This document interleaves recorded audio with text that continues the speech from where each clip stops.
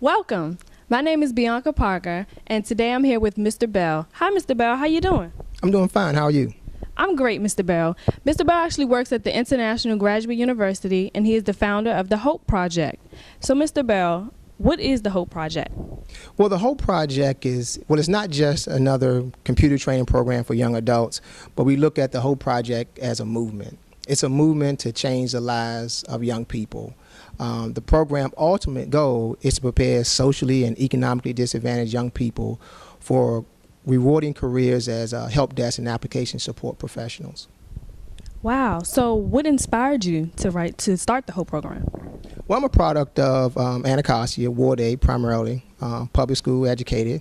What I found out of frustration with so many young adults getting out of high school, sometimes not finishing high school and starting to look for employment and just not having the skills to compete in today's very talented workforce. So with my background as a corporate education facilitator and instructor and project manager, I decided to do something about it. Okay, so how is the program actually funded? Well, surprisingly, the program is 100% volunteer. We have received some really nice benefits as a whole project, and probably the biggest one is the place that we're in right now. It's the International Graduate University. They allow us to use the facility to deliver our training program.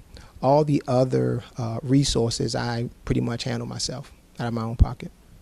Wow, thank you for that. I'm going to kick it to Ivette Lucero, and she's going to ask you some more questions. All right?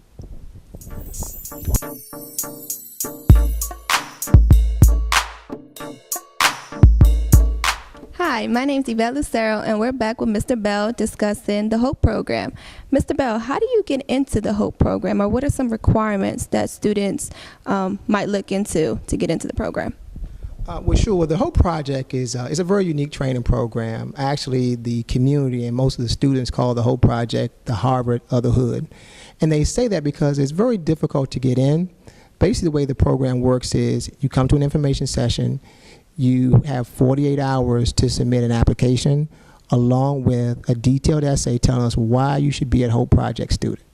Once you submit those items, you then are set up for an over-the-phone interview. And we ask you a series of questions, not typical job interview questions, but questions that will help us determine whether or not you're a good fit for the program. And then after that over-the-phone interview, you're scheduled for an in-person interview.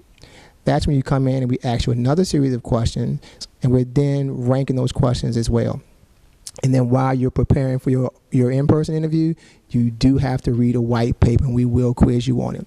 And the reason for that is to make sure two things. One, we get the best possible student, and also to send a message to the people that do get in that this is not going to be a cakewalk. Because if you want to leave out of here with the quality education and have the ability to earn $35,000 to $40,000 at the entry level, it's going to require you to put in some effort. Okay, and I know the program is a 9-month-long program. Can you share some success stories with us about the students and where they have landed jobs after graduating from this program? Well, sure, absolutely. There's so many that I can share. I'll just name like one or two. One young man that comes to mind right away is a young man named Brandon Craig. Brandon Craig found out about the program, enrolled, got accepted, and within 3 months he was working at the Department of Defense for a contract with Hewlett-Packard.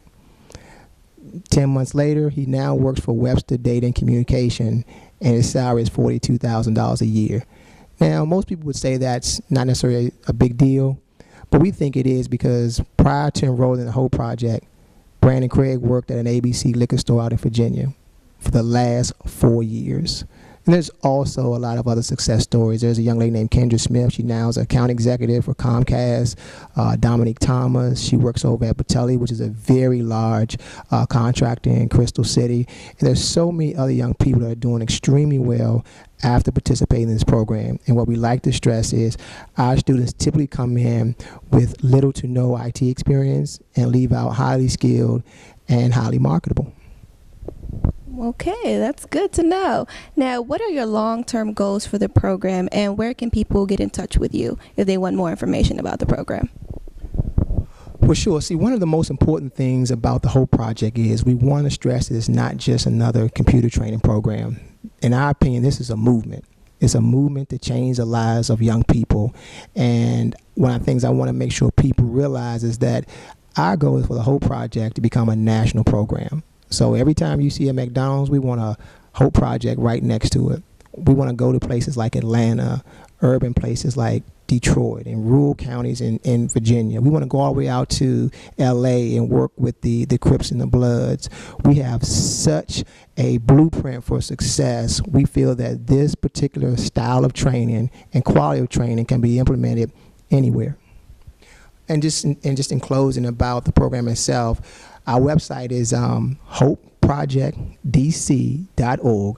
That's www.hopeprojectdc.org. Thank you, and I hope the viewers got some valuable information about Mr. Bell and the Hope program. And thank you so much for joining us, Mr. Bell.